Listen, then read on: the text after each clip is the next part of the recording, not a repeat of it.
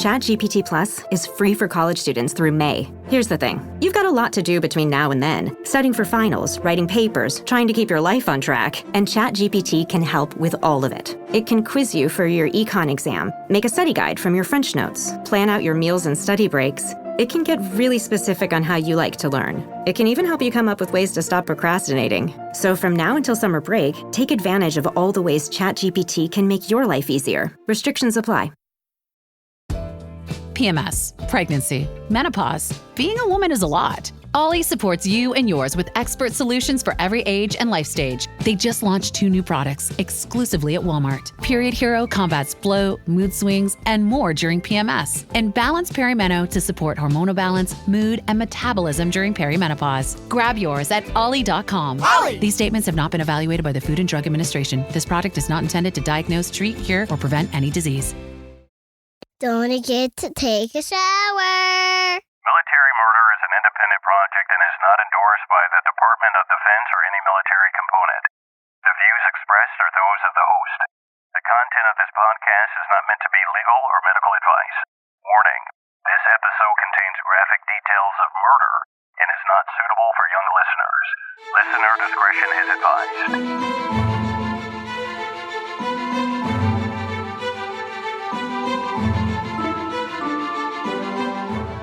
Welcome back, True Crime Army.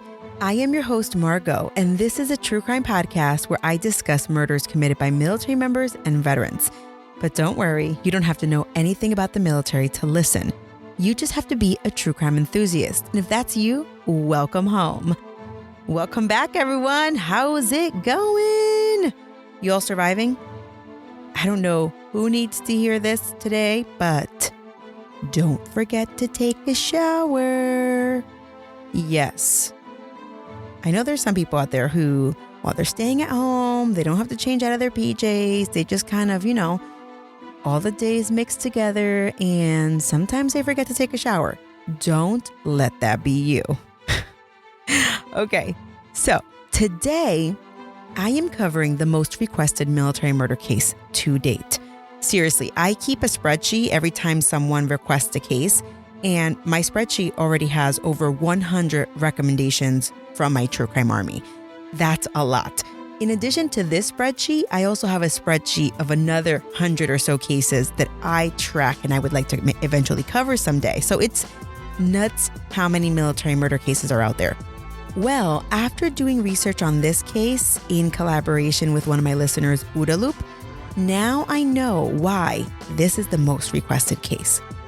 But a few shout outs before I begin. This week, I have the pleasure of having 2 lovely ladies produce the show by donating to the Military Murder Morale Fund. Woohoo! First off is Elizabeth. She is 5th generation military, and her hubby is also a military vet. I was so excited that she not only sent me this really lovely email telling me about her family and their service, but she just wanted to acknowledge that she is thankful that my stories cover the sometimes untold stories of our brothers and sisters in the military. Everything that goes on, it's a difficult life, She was generous enough to donate this week, and I just want to say thanks. My next Morale Fund donor is my lovely listener, Tony Crutchfield. She follows me on Facebook, and for anybody who's on Facebook, you will see that her and I are always chatting on there. And we're catching up on the current cases week, what she loved about it, how terrifying the story was, and basically everything in between. Well, Tony definitely makes the Facebook page come alive. And imagine my surprise when she also donated to my cause. Thank you, Tony, for your generous donation. And I also just want to give a quick shout out. She told me that she officially has a military retirement date set for this summer, and I am over the moon excited for her. Congratulations, Tony. May retirement bring everything that you hope and wish and dream for, okay? All right, for those of you who aren't following on Facebook, you probably need to go check it out. It's really super simple to find me. Just go on there, search for Military True Crime on Facebook, and you'll find it. Just like it, subscribe, or whatever it is that you do when you're on there, and you can be part of the conversation as well. All right, now let's get right into the most requested case. It's the case of Lance Corporal Maria Lauterbach, a pregnant Marine who went missing on December 14th, 2007. and whose charred remains were discovered close to a month later in January 2008.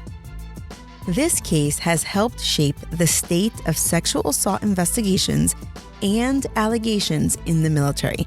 And if you didn't already know, April is Sexual Assault Awareness Month, so I felt this case was fitting to kick off the month of April. Join me today as I take you through the tragic life and death of Maria Lauterbach and her unborn baby. Now, let's dig in. My sources for this case include news reports by CBS News, CNN, ABC News, the Dayton Daily News, the Marine Corps Times, Fox News, America's Most Wanted, and the Charlotte Observer. I also found the Inspector General report on the Navy Marines' handling of the case, and this was a very helpful resource. Also, everyone should know by now that I love Investigation Discovery. I mean, it plays nonstop whenever I have the TV on, and the kids aren't around, of course. And there's two shows that I've never watched before this time, and they featured this case. The first documentary is called Deadly Sins. The episode that applies to this case is Carnal Appetite. And then there was another documentary called Deadly Affairs. The episode was Burned by Desire. And I will admit that I wasn't a fan of either of those documentaries. And I didn't watch them until after I wrote the script. But I don't know. I wasn't a big fan. I wasn't a big fan of them. So anyway, Maria Lauterbach was born on November 17th, 1987, and she was adopted by Mary and Victor Lauterbach when she was just 19 months old. She was raised in Vandalia? No, I don't know how to say that. In Vandalia, Ohio, and she had 4 younger siblings. She attended Butler High School in Ohio, and she was a star softball and soccer player.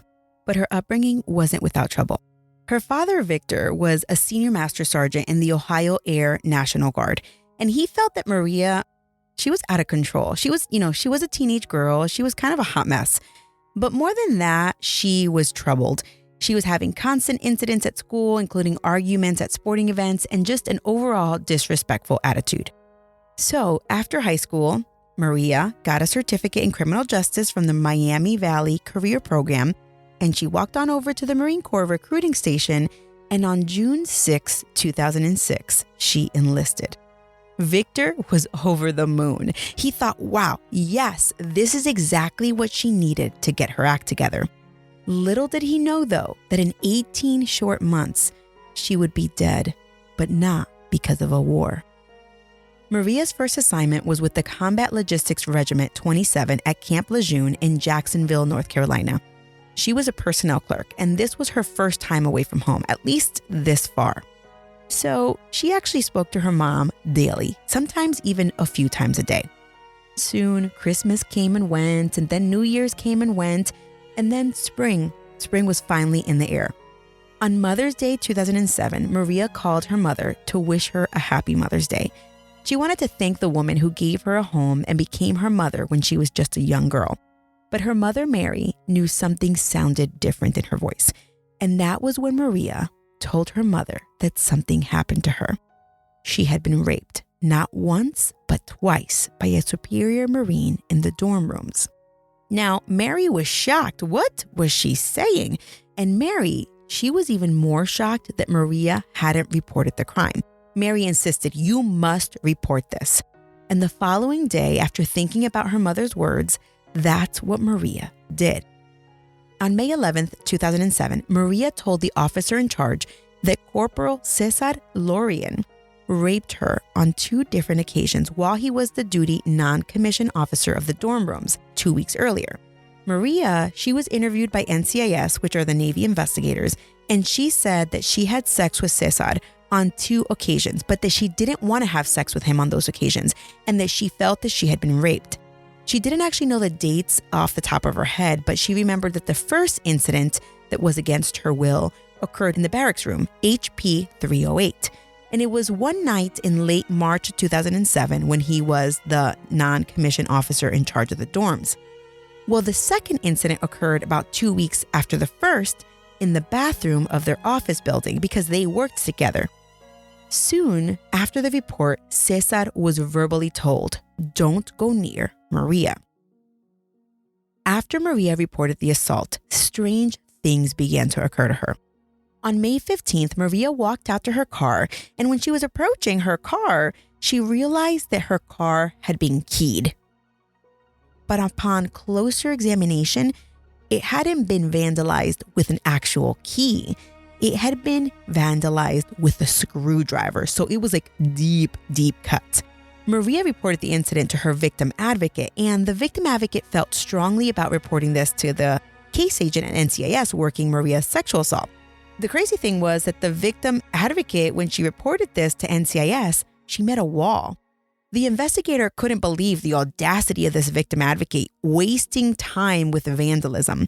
The investigator said, listen, report it to the provost marshal's office in case, if Maria needs a report for her insurance, and that's who she needs to report it. This is beneath me here at NCIS. And Maria didn't say or do anything. She felt like there was nothing she could do. Well, on May 18th, Navy investigators, again NCIS, they interviewed Maria again.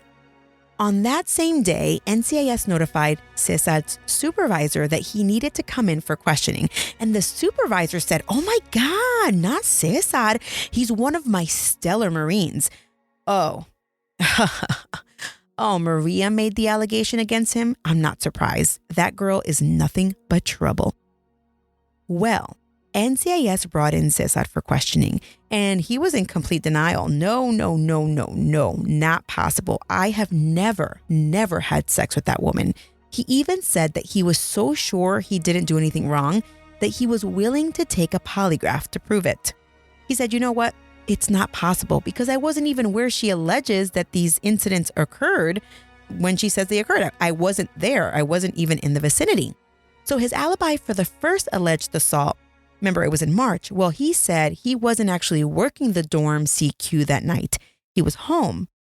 However, a closer look at the sign-in logs show that he was in fact the CQ on duty from March 25th through the 26th of 2007. And this was based on a logbook where Cesar's initials appeared 30 times. It's hard for someone to have an alibi when their alibi is at or near the crime scene. But Cesar, you need a new alibi. Well, during the second assault, Cesar had another alibi. He said, I was on emergency leave, aka outside the local area. However, a closer examination of the leave books revealed that Cesar was not on leave until late April, and Maria said that he assaulted her in early April. So again, Maria's story was plausible. So, although at first blush, Cesar looked to have some solid alibis, these alibis started to crumble, except because Cesar was seen as the golden boy and Maria was the troubled child, NCIS didn't actually discover these discrepancies until it was far too late. Cesar took it a step further and he gave NCIS more investigative steps to take. Hey, listen, during these two incidents, there are a few people that you need to talk with because I was with them. Call them and they can confirm. But on that day, after he gave his statement to NCIS, NCIS said, okay, thank you for your statement. Please sign here to confirm that this is what you said. But Cesar said, nope, I'm not going to sign that. Instead, he said, you know what? I'm going to go home. I'm going to write my personal statement out and then I'll bring it in. Okay. Well, surprise, surprise. He never brought it in. In fact, a few days later, on May 22nd, 2007, Cesar called NCIS and said, yeah, I have a lawyer and he says not to say another word to you guys. On May 24th, 2007, the military gave Cesar a military protective order, aka a restraining order. And the military moved Maria and Cesar into separate buildings, although they were still in the same unit. Well, a week later, on May 31st, Maria was walking in the parking lot by her barracks when she heard someone call her name. Maria. She turned and someone came out of the blue and punched her as hard as possible in the face. She showed up to work that day with bruising and she reported the assault. Now, the victim advocate was like, no. A few weeks ago, your car got keyed and now you get punched in the middle of the parking lot. Like, this isn't right. So the victim advocate and Maria, they contact NCIS. And now NCIS is like, okay, this is assault. This is more serious. I can entertain this idea now. Well, Maria was interviewed about the incident and she didn't have much to say. She knew it wasn't Cesar because although she didn't get a good look at the perpetrator, she did clearly hear his voice and she knows it wasn't him. The assailant called her name to get her attention and then pummeled her in the face. So this just kind of went cold. After this, Maria was going about her life after a pretty terrible spring. She had been raped twice, she had her car vandalized, and then she had been punched in the face. Well, on June 27th, 2007, Maria found out she was pregnant. What in the hell?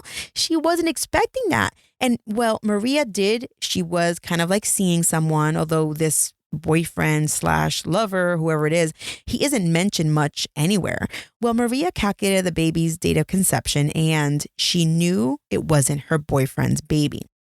She immediately went to NCIS and said, listen, I'm pregnant and I'm sure it's Cesar's baby. So the NCIS agent picked up the file for the first time, basically like shaking it off because it had like cobwebs on it, because the NCIS agent hadn't looked at it since she had reported her physical assault in May. Well, the agent had to refresh their recollection because, the file was just there collecting dust. Victim said she was sexually assaulted by superior twice, once in March, once in April. Now she says she's pregnant with his baby. Okay. Well, Maria explained that she had a boyfriend. She had consensual sex with him about 4 to 5 weeks after she was sexually assaulted. But she thought that Cesar was the baby's father. So NCIS made a note in the case.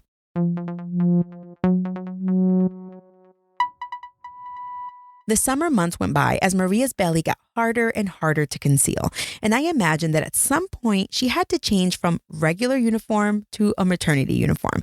And trust me, I know from experience, there's no way to hide a pregnancy in uniform past 5 months. Well, Maria was pregnant and still living in the barracks. I don't think that they allow babies in the barracks. So in mid-September, she asked permission to move off base. Well, her leadership reviewed her request and said, okay, makes sense. She's a pregnant Marine. She needs privacy. She can't raise a baby in the barracks. But instead of granting her request to live off base, they granted her request to move into base housing. Well, Maria, ever the rebel, she moved off base anyway, and without proper permission. She moved in with Sergeant Durham. The living arrangement was temporary, however, as he had training orders to California, and he was leaving in December. And the plan was for Maria to stay with him for a little bit, and then once he moved or he left for his training, she would sublet the apartment. Well, around the same time, NCIS started wrapping up its investigation about her rape allegation, and NCIS gave the file to the legal office to review. Now, NCIS, however, they were recommending that the case be placed on hold until evidence could be taken from the child to see if Cesar actually fathered the baby. The legal office reviewed the NCIS file, and they saw big gaping holes in the investigation. And the JAG officer, which is the lawyer, he kicked the case back to NCIS for further investigating. For example, remember earlier when I told you about the discrepancy in Cesar's alibi? Well, at this point, it was October. She made her allegation in May, and NCIS had never bothered following up on his alibis. In early November, Maria met with the JAGs, those who were tasked with potentially prosecuting the case against Cesar, if, of course, the command decided to pursue charges. And Maria told the JAG, listen, I think Cesar is the father of my baby. It's unclear, though, who knew at this point. But according to a report that was later released, the government, as of early November, they were still intending on seeking charges against Cesar for sexual assault. Okay, so everyone's probably wondering, we know about Maria. Who is Cesar Laurean? Cesar Armando Laurean was born on November 13th, 1986 in Guadalajara, Mexico. But he grew up in Nevada. He was Maria's supervisor in the Marine Corps. But he was also married to a recently discharged Marine named Christina Laurean, and they had a toddler daughter together. So, this is interesting because if Cesar did sexually assault Maria, he had a lot to lose. I mean, sexual assault is a big allegation. However, if Cesar and Maria had consensual sex, Cesar still had a lot to lose depending on his unit's reaction to an adulterous affair with a subordinate, Because for those of you who don't know, adultery is against the law in the military, although we can probably say it's rampant. Well, an unprofessional relationship is also illegal in the military, and this could include a subordinate superior relationship, even if it's consensual, if it somehow causes dysfunction in the military. Well, anyway, there's a whole bunch of stuff, and I just want to point out those documentaries that I said earlier, they actually discuss that Cesar and Maria had a consensual relationship in the month of February of 2007. And one of the documentaries actually says that Christina found out, and she was upset. She was upset that her husband was having an affair with another Marine, and she told him to cut it off. Cesar apparently told Maria that he wanted nothing to do with her, and then she alleged that he raped her. But it seems there was another part of the documentary where it says that what actually happened was that Cesar, even though that they had broke it off, he tried to force or allegedly forced Maria to have sex with him. And that's why she reported it, because she said it was against her will. Well, there is a lot going on in this case, and Maria is not 100% sure who the baby daddy is. And it's looking more and more like Cesar is facing some serious allegations, regardless of what they are. On Friday, December 14th, 2007, that was a day of the holiday party. And we all know holiday parties, right? It's one of those events, you know the kind, no one wants to go, and you kind of get peer pressured to either organize the event, to put it on your performance report, or attend. And then you go, and inevitably someone drinks too much, and then everyone's talking about it the following Monday. And listen, this is not unique to the military, okay? This happens everywhere. I get it. Well, Maria was 8 months pregnant at this point, and she really wasn't feeling this holiday party that year. She didn't want to go. She knew Cesar was going to be there, and it was just a hot mess. Well, that day, she left work early around noon, and later that day around 3 p.m., she called her mom. Now, this is common practice. She leaves work, she'll call her mom a few times a day. And her mom was intending to visit her for Christmas. And they chatted about that upcoming visit, and Maria vented about the mandatory holiday party and not wanting to go and yada, yada, yada. But according to Mary, now Mary, not to be confused with Maria, Mary is Maria's mom. During this conversation, Mary had a stern chat with her daughter about this baby. You know the kind when your mom tells you how it is, but you don't want to hear it. Well, Maria was young. She was 20 years old at this point, and she had just started out in the military. She was about to be a single mom, and Mary told Maria, listen, you should really consider putting this baby up for adoption. Well, Maria was pissed. She was like, no, I got this under control. So the conversation ended, but it was nothing that they wouldn't eventually get over. Maria was an adult, and she'd have to live with the consequences of her choices. Later that night, Maria's roommate, Sergeant Durham, called Mary and told her about a strange letter that he found from Maria. He said, first of all, she didn't show up to the holiday party, and then I got home and there was this letter. The letter said, I can't take this Marine Corps life anymore, so I'm going away. Mary kind of freaked out, and she started calling all over the place looking for Maria. But everyone assured Mary, hey, Maria is fine. She's going to turn up. I mean, she was a grown woman that was 8 months pregnant. I mean, how far could she go? Well, Mary tried to relax. Okay, I'm going to relax. But Maria didn't call her that night. Nor did she call on Saturday. Not even on Sunday. And by Monday morning, Maria didn't show up to work. So the military marked her as unauthorized absence. But they didn't go looking for her. Mary was freaking the hell out, and then she finally reported Maria missing on December 19th. This was 5 days after she had last been seen by either her coworkers or roommates, and the last time that she had spoken to her mother. That was a Friday.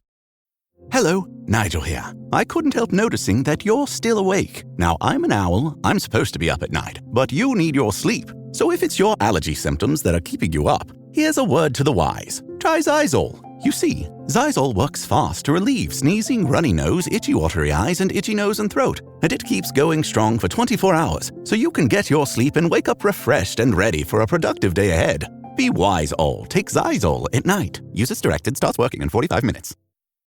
This episode is brought to you by Greenlight. Get this. Adults with financial literacy skills have 82% more wealth than those who don't. From swimming lessons to piano classes, us parents invest in so many things to enrich our kids' lives. But are we investing in their future financial success? With Greenlight, you can teach your kids financial literacy skills like earning, saving, and investing. And this investment costs less than that after-school treat. Start prioritizing their financial education and future today with a risk-free trial at greenlight.com/Spotify. Greenlight.com/Spotify. So Mary made the report to the, it's a little bit confusing if she reported it to the Ohio police because that's where Mary lived, or if she reported it to the Jacksonville police in North Carolina. But in any event, eventually the missing persons report is made to the North Carolina police. But the police department basically tells her, hey, Mary, stay home because it's possible that Maria can show up. Well, Mary told them, listen, my daughter has made a sexual assault allegation against someone and there's an open case in the Marines. And my daughter told me that she has been receiving threats from the person that she made the allegation against. But Mary tried to relax and she just waited. Then, while she was waiting, her phone rang. And it was Maria's number. Thank God, she thought as she let out a sigh of relief. Gosh, it's so embarrassing that I called the police. Mary answered, hello? But the person who spoke wasn't Maria. It was a man. Excuse me, ma'am?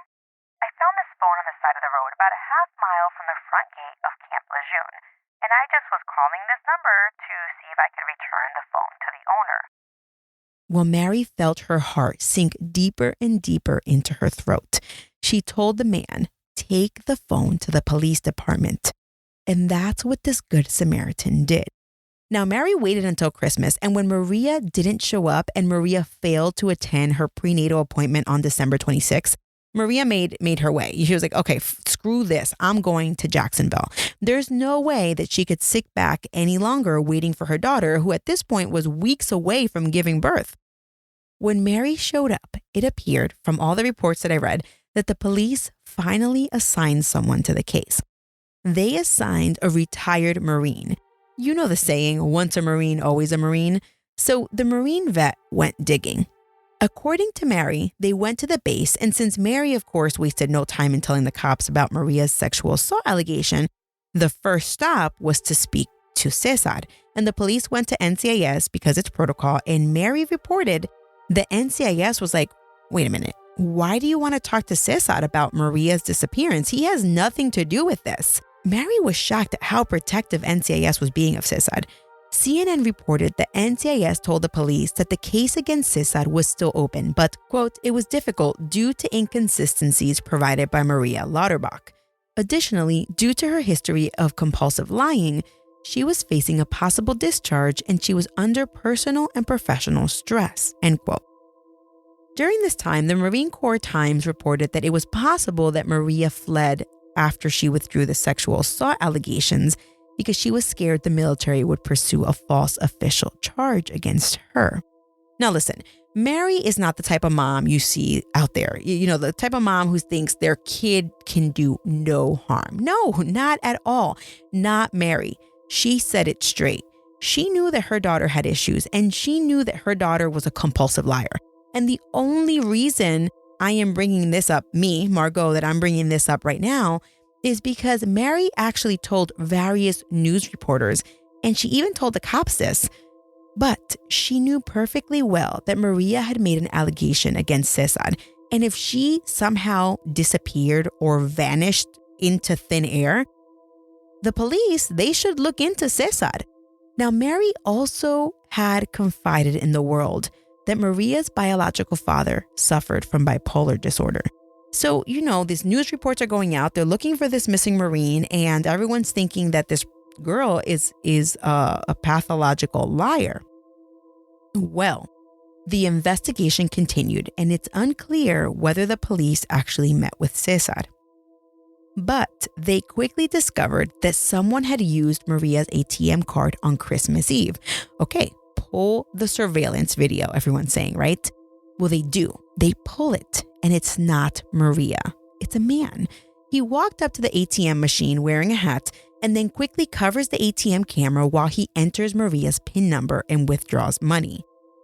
On January 7th, 2008, the police find Maria's missing 2006 Hyundai Sonata. It was found abandoned at the bus station. It was then confirmed that Maria did in fact buy a ticket on December 15th, 2007, but the ticket was never used. That's a bus ticket. That's what I'm talking about, bus ticket. Now, for us true crime loving folks, we know things are not looking good here, not at all. On this same day, Cesar was brought in for questioning, and it's unclear if it was with civilian police or NCIS. Well, he came in and he was questioned as a possible witness to Maria's disappearance, but not as a suspect, just as a witness.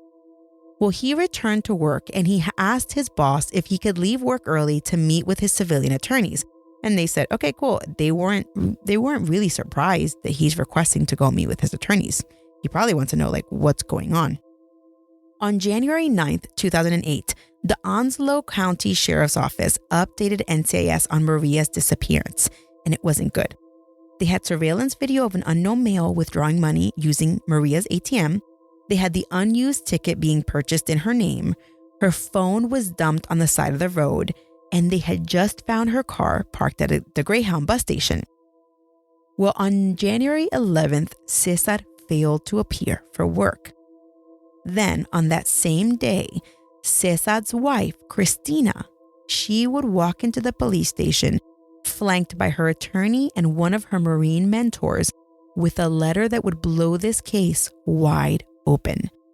Until then, though, the hunt for the missing pregnant Marine, Maria Lauterbach, continued.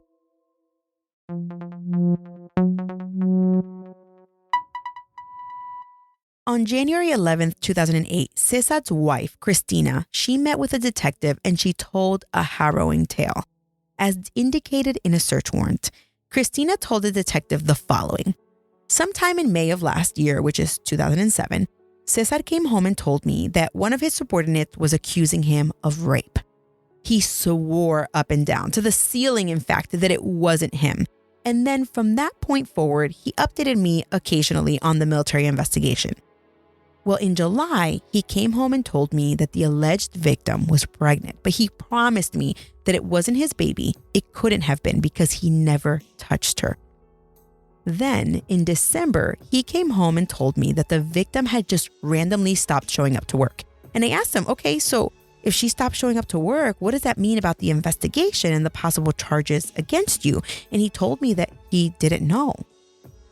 Then, after the holidays, he told me that investigators were looking for him and wanted to talk to him.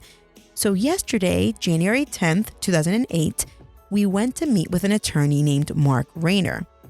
On the way there, in the car, Cesar looked at me and said, quote, "Are you with me on this?" End quote. And Christina, she was scared. And she was honest, quote, "I don't know. Is there anything that you haven't told me?" End quote. Then Cesar revealed the following. Now, guys, this is like hearsay upon hearsay upon hearsay, but this is all part of the search warrant, which is why I'm saying it here. And it's all this search warrant. I'm actually going to put it on my website so you can go and check it out there. Well, this is what Cesar said in his letter. On December 15th, 2007. Now, the letter is, I haven't found it, but this is what was in the search warrant. On December 15th, 2007, Maria went to Cesar's home located at 103 Meadow Trail. By the way, it's unclear where the wife was at this time. Well, Maria told Cesar when she went to his house that she was leaving the area. And then she demanded money. Cesar was willing to help her get a bus ticket, and they went to the bus station and bought the ticket. Then they split ways. Later that same day, Cesar heard a knock on the door, and it was Maria again. For whatever reason, her plan failed, and they got into a pretty heated discussion or argument. According to Cesar, Maria was disoriented, agitated, and just acting funny. Then she produced a knife, and get this, she killed herself by slitting her own throat. Yes, that's what Cesar's writing said. Well, he freaked out that she had just slit her throat in his house and he got scared. So he then took Maria's dead pregnant body to a wooded area adjacent to his home and buried her. When he confessed what happened to his lawyer, the lawyer said, "Dude, you are seriously facing the death penalty." That only served to frighten Cesar. But now, where was Cesar? Where was he now? As soon as the detectives received this information from Cristina, they worked diligently to obtain a search warrant for the Laurean house. And upon executing the warrant, they noticed a freshly made fire pit in the Laurean backyard. And as soon as they moved it, they discovered a grave. Maria's final resting spot. Her body had been badly burned. Once they found her body, they found signs of a struggle inside, blood spatter, and it appeared, though, that someone had tried to clean it up. Well, the police also obtained a search warrant for Cesar's financial records, and they found that between the date that Maria went missing on December 14th and the date that they discovered her body in his backyard, he had visited Home Depot. Not once, but twice. Oh, snap. What could he have gotten there? Listen, guys, I swear Home Depot is like every killer's Toys R Us. Am I right? You can buy whatever you want. Gloves, rope, a shovel, a chainsaw, and no one even bats an eye. Although I wonder if Home Depot has like an employee training guide. Like if you see someone buy all of these items at once, flag the purchase. I don't know. Does anybody here work for, does anyone in my True Crime Army work for Home Depot? Let me know if that's a thing. Might be. I don't think so though. That would be crazy. Anyway, Cesar was seen on both December 16th and December 24th on the Home Depot surveillance camera. He was seen walking in with an unknown man, and he bought a wheelbarrow, paint, and concrete blocks. The autopsy revealed that Cesar's story was a crock-a-poop. Maria did have a 4-inch slash on her neck, but it appeared to have occurred post-mortem, aka after death. And it actually looked like a wound created an attempt for Cesar's story to make sense. Well, that slash on her neck, that 4-inch slash, was superficial though, because it had only caused minimal damage to the underlying muscle. Maria's cause of death was blunt force trauma to the head. Also, a DNA test was done on the baby. It was a baby boy, and Maria had already picked out a name for the baby. It was Gabriel Joseph.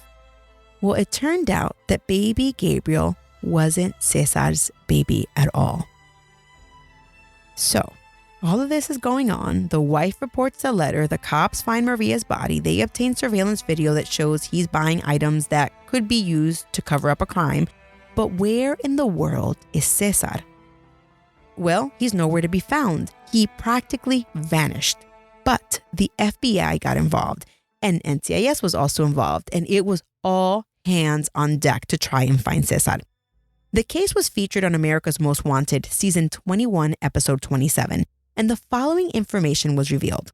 They were looking for Cesar. He had various aliases, including Cesar Gudino, Cesar Sanchez, Cesar Armando Laurean Ramirez, and he was 5'9", 160 pounds. He had 2 tattoos. One arm he had a skull, and the other one he had a black widow spider with an hourglass on the spider's belly.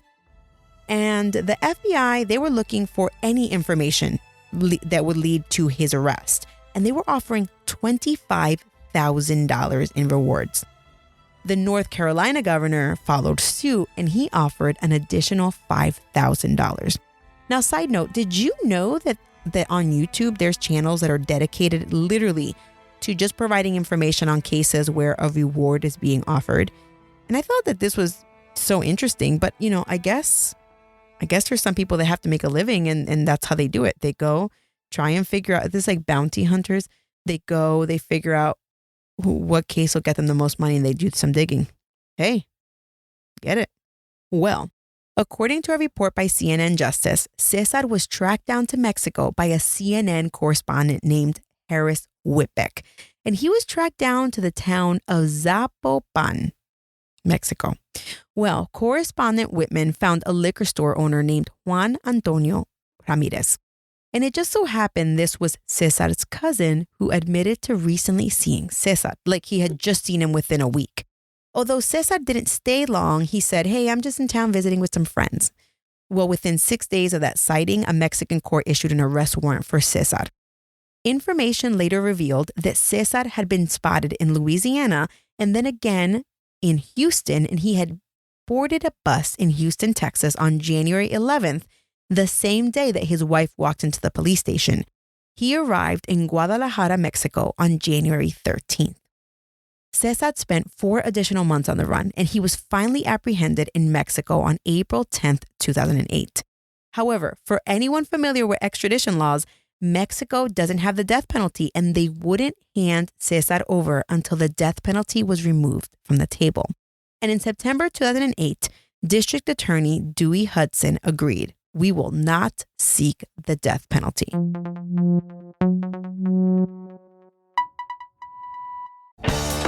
Still getting around to that fix on your car? You got this. On eBay, you'll find millions of parts guaranteed to fit. Doesn't matter if it's a major engine repair or your first time swapping your windshield wipers. eBay has that part you need, ready to click perfectly into place for changes big and small. Loud or quiet, find all the parts you need at prices you'll love. Guaranteed to fit every time. But you already know that. eBay. Things, people, love. Eligible items only. Exclusions apply. Out having fun, but the background noise makes hearing impossible? Your friend just cracked a joke, but you completely missed it. And then, immediately ordered tacos. Discover Nuance Audio, the new invisible hearing solution that's built into your glasses. Discreet, comfortable, and easy to use. Nuance Audio glasses help you hear better and reduce annoying background noise so you can focus on the conversations that matter. Find a store near you at nuanceaudio.com. The Mexican authorities were about to transfer Cesar when he appealed the decision. Long story short, Cesar was finally turned over to American jurisdiction in April of 2009, 16 months after Maria's murder. This was a huge case. So when he got back to the U.S., Cesar's attorneys requested a change of venue. They felt that holding the case in Onslow County would be prejudicial to their client, and probably in an overabundance of caution, the judge granted the change of venue.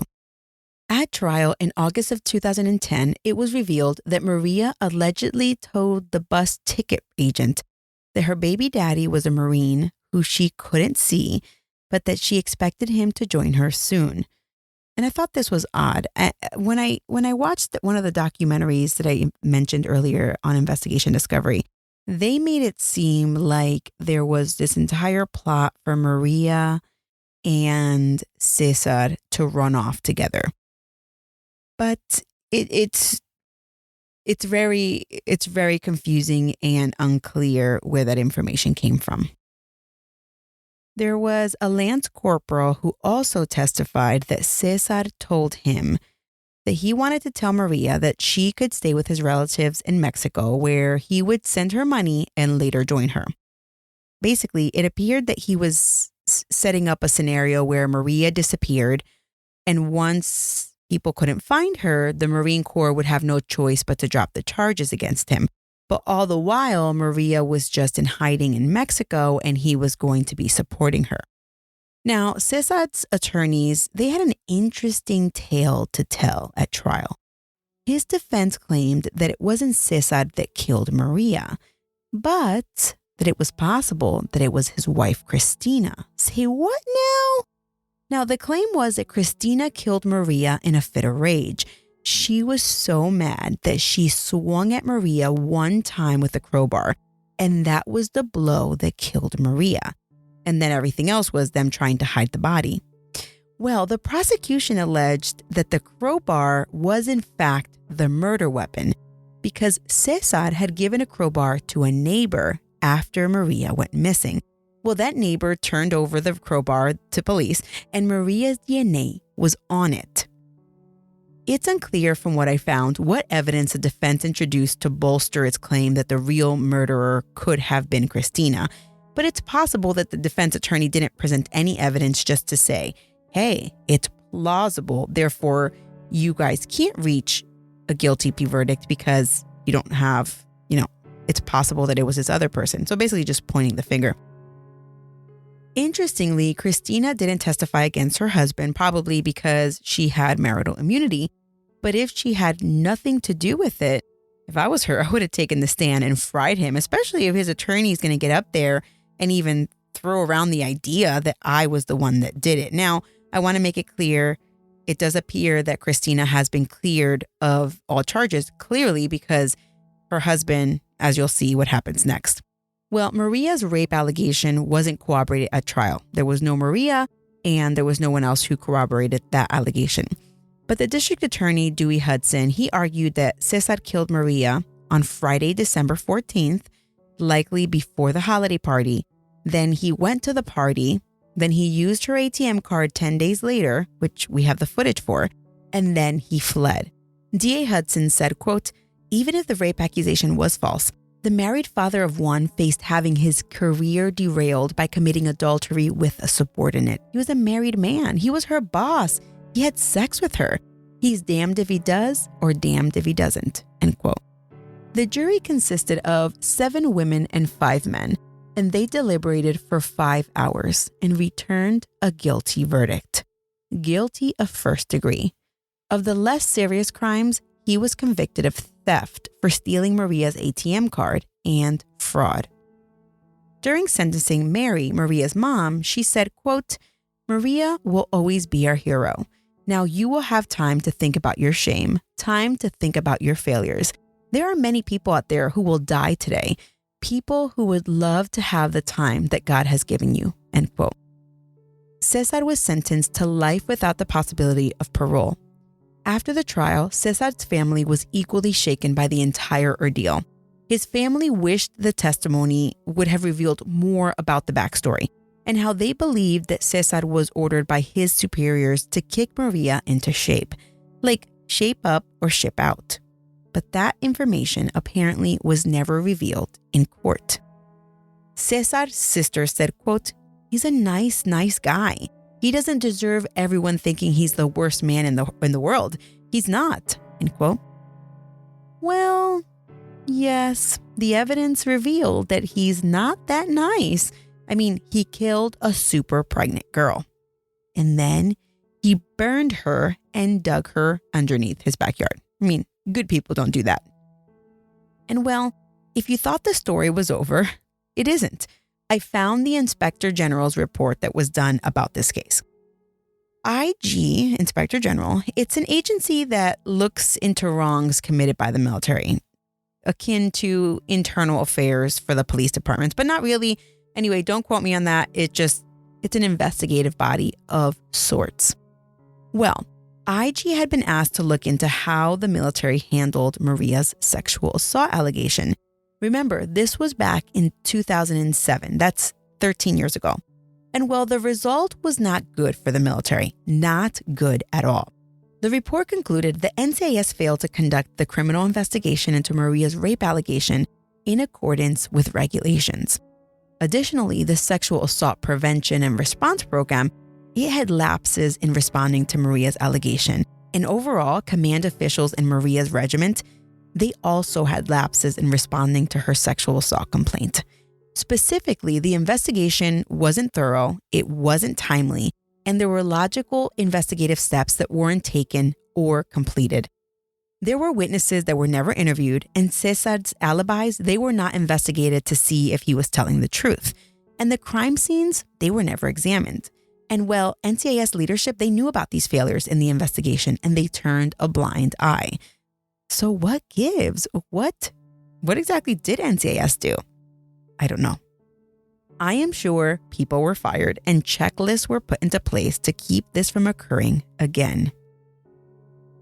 Mary Lauterbach, Maria's mom, she has fought to have people listen to her daughter's story. Mary has always admitted that her daughter wasn't perfect, but she has always disagreed with the way the military handled her sexual assault allegation. So Mary enlisted the help of someone who could actually make a change. U.S. Representative Mike Turner was the primary partner Mary needed. He fought to have changes enacted through the National Defense Authorization Act, NDAA. The NDAAs in the years since Maria's death have seen huge changes that sexual assault survivors didn't have at the time of Maria's assault. Two big changes are that in the military, one, victims of sexual abuse, they now have a right to their very own attorney, a special victims counsel, to help them navigate the military justice system, which is kind of confusing. And two, victims now have the option to request a military base or an installation transfer before their case is even adjudicated. One of the things about the military is that you're generally stuck wherever they send you. So can you imagine for a moment that you're raped by a supervisor or someone else in your chain of command or someone else on base, and then you're just stuck at that base for 2 or 3 years? So if you go to the dining facility or you go to the gym, you may potentially bump into this person. It seems pretty absurd to not have even the ability to transfer. Well, the military has actually changed their ways, and they now allow victims to request a base transfer as soon as they make an unrestricted report. Now, don't get crazy. This doesn't mean that the request will be granted automatically, but there are various levels of oversight now in this arena. The Dayton Daily News reported on another big change brought on by an executive order, and that is the fact that victims and their victim advocates now enjoy confidentiality. When Maria made her allegation back in 2007, her victim advocate was her direct supervisor, and there was no right of confidentiality, so it's possible that Maria may not have felt completely comfortable telling her victim advocate everything. Now, True Crime Army, listen. This was a tough case to cover because I wanted to respect all parties, especially Maria Lauterbach, the victim in this case, and her unborn child. She was troubled, but she didn't deserve what happened to her. Just imagine, Cesar's leadership, they actually thought, oh my goodness, there's no way that he could sexually assault anyone. He's the best Marine ever. He's a model. He's a model Marine. Yet, here we are, and he's in jail for murdering a fellow Marine who was 8 months pregnant, then digging her a grave in his own backyard and setting her remains on fire. And then he was too coward to face the music, so he fled to a country that doesn't believe in the death penalty. Interesting, right? Humans are jacked up and they do crazy things. Anyway, I pulled a fact sheet on military sexual violence, which you can access on my sources page for this case, and the numbers are telling. In fiscal year 18, 20,500 service members were sexually assaulted or raped, including 13,000 women and 7,500 men. Of women who reported a penetrative sexual assault, 59% were assaulted by someone with a higher rank than them, and 24% were assaulted by someone in their chain of command. And the fact is that there's low trust in the system.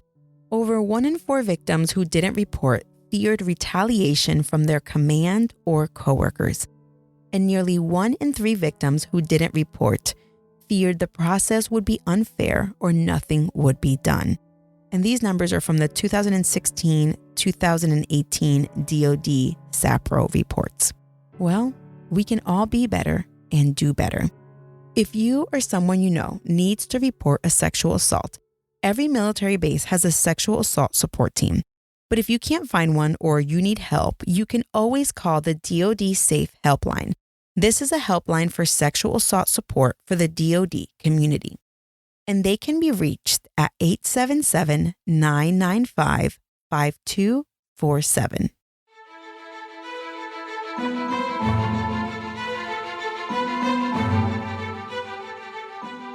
For those of you who recommended this case, thank you so much for your recommendation. Okay, if you like this show and look forward to it every week, help me grow the True Crime Army by sharing the show with your friends and your family.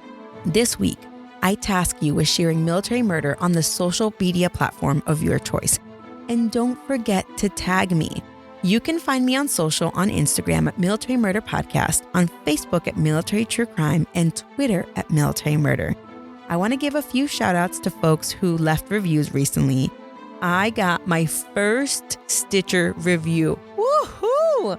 I was so excited. I think I did like a double take or a triple take when I saw that there was a Stitcher review. Well, the Stitcher review is from Tiff B.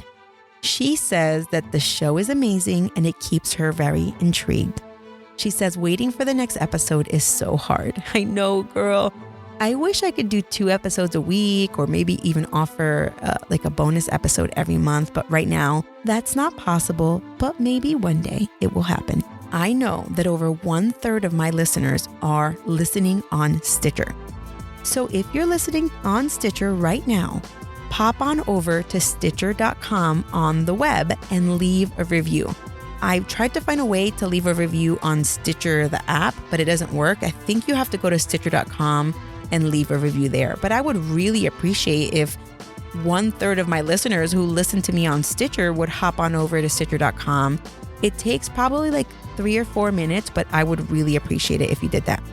Okay, so there are so many new reviews on Apple, so I'm going to read just a few snippets. I'm not going to read the whole thing, and I'm not going to read all of them since last time, but I'm going to read just snippets.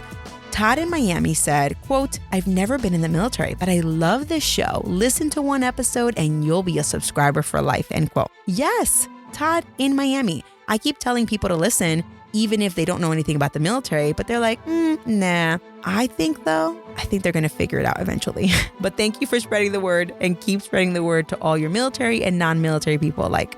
Camille2590 says, love this podcast. I need to catch up, but what I've heard so far is awesome. Thank you, Camille. Okay. JFIEJC says, recommend for everyone. Listens in the car and takes longer routes to get their military murder fix. Yes! Although, probably not in the car so much anymore. But it's okay. Hopefully you listen while you're sitting at home. Khalil's mommy says, found out about the show through a military wife and she is not disappointed. She thinks the show is easy to follow and she likes the storytelling vibe. Yes, Khalil's mommy. Yes, girl, I'm here for you. And we have an international review in the house. Ramella from New Zealand says that they are enjoying the show and looking forward to many more. Ashley C wrote a book, so I'm not going to read the whole thing. Thank you so much, Ashley. She says she loves it. And here's a synopsis of what she wrote. She says that she loves my side commentary and that she subscribed about a week before she wrote this review and she was already addicted. She says, quote, Hill Air Force Base represent, end quote. That's so sweet. Thank you, girl. And I just want to say to Ashley, she's left a review almost anywhere that you can leave a review. I mean, she's searching high and low to where she can leave reviews. And I appreciate that so much. There's so many of my listeners who have done that. And I really, really appreciate it. It means the world to me.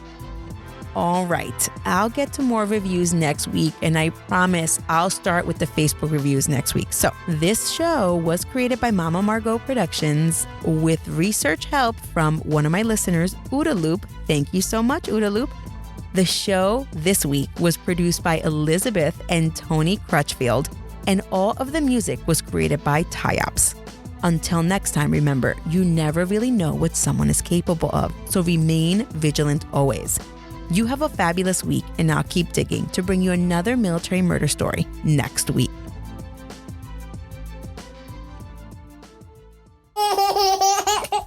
Shh, Mom's working on our podcast.